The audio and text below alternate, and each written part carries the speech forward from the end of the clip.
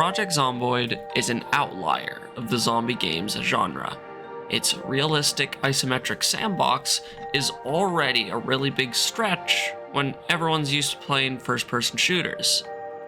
With Build 42 introducing multiplayer a while ago, and us all knowing what it is, it's inevitable to see some bugs come and go. This video is something more of a list of known bugs I found during my time playing. Do note that I am no expert at the game. I'm just a humble servant of the video games I play. But please do wait until the end of the video before you make comments. I promise I'm not as stupid as my arguments sound. There are just some mods that refuse to work when you put on a multiplayer server. Okay, I need to go on a tangent.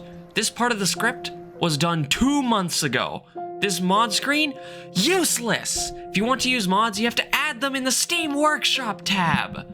This mod screen doesn't even work. You would think adding them to the mods section of the multiplayer screen would add them to the Steam Workshop tab, but it doesn't.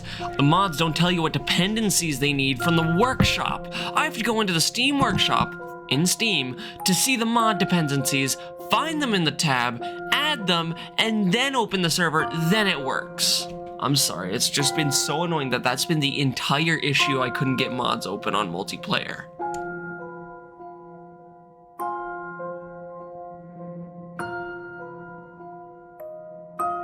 Zombie desync is very annoying. More often than not, there's a chance that the hammer that you just connected with that zombie skull didn't actually count. Now correct me if I'm wrong, but I feel like every time this happens, your character does not get bit and shoves the zombie a good distance. Now the other zombies in the horde don't care about that and will turn you into a buffet. There are also mechanics in the game that make it more realistic. The possibility of a generator falling out of the trailer is possible, which did happen to me.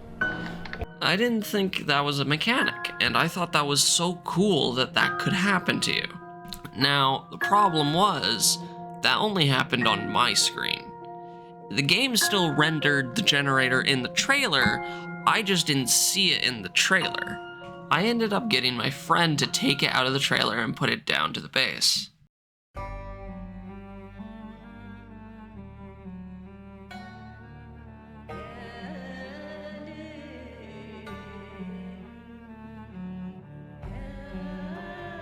Now take my words with a pinch of salt when I say this, but the developers have said they want Build 42 to be more of a community-wide outlook for the gameplay.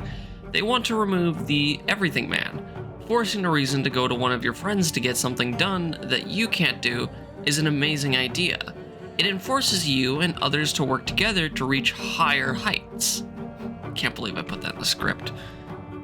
This would be amazing if all 35 skills had an early game use. Out of all of them, about 7 to 8 of these skills are universal, all having very different uses. Before I can continue, I need to go into detail of the skills itself, or more so the categories they are in. There are 2 categories of skills, passive skills and regular skills, with major XP hurdles for each of them. I'm going to redefine these and call them passive and foundational skills.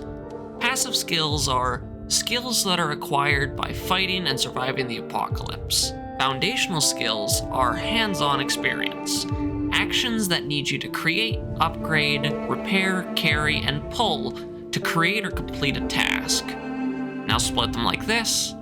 Now we have 2 very different lists, and the issue becomes more apparent. There's a very distinct change from mid-game to late game, with some exceptions. You need to be mid to late game for these skills to actually become effective. I understand that is the point of it, to create weapons and tools after everything's already gone and your team is the best they could be, but it's not very satisfying.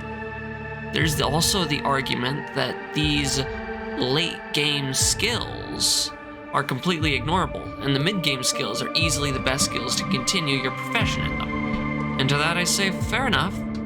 These 3 skills feel even more like a luxury profession than anything. The The pottery skill being able to create bricks and other clay objects like vases and even cups. Glassmaking is near the same thing, being able to create bottles and jars and other non-essential items. Blacksmithing is having a much more malleable set of uses. Blades, axe heads, armor, and even small things like keychains, nails, and cooking equipment. At the end of the day, it is just a game. I'm complaining about simple issues that can be solved with a simple customization screen. There are so many different things that can be changed in the game, and I'm honestly captivated at how complex you can make the game itself. XP multipliers, zombie size, loot rarity, vehicles, the possibilities are endless. Every game will be different, and with that, everyone will have different experiences with the game. Some will love it, some will hate it, and some will be too scared or ignorant to play Build 42 entirely. Do remember that everyone will not agree with you, and that there will always be people who argue X over Y over Z. Also, Build 42.15 is supposed to fix a bunch of these issues I'm complaining about, so this video can be in vain. If you guys do like the video, please consider subscribing, and feel free to ostracize me in the comments section. I'll read them all. In the meantime, enjoy the rest of your day.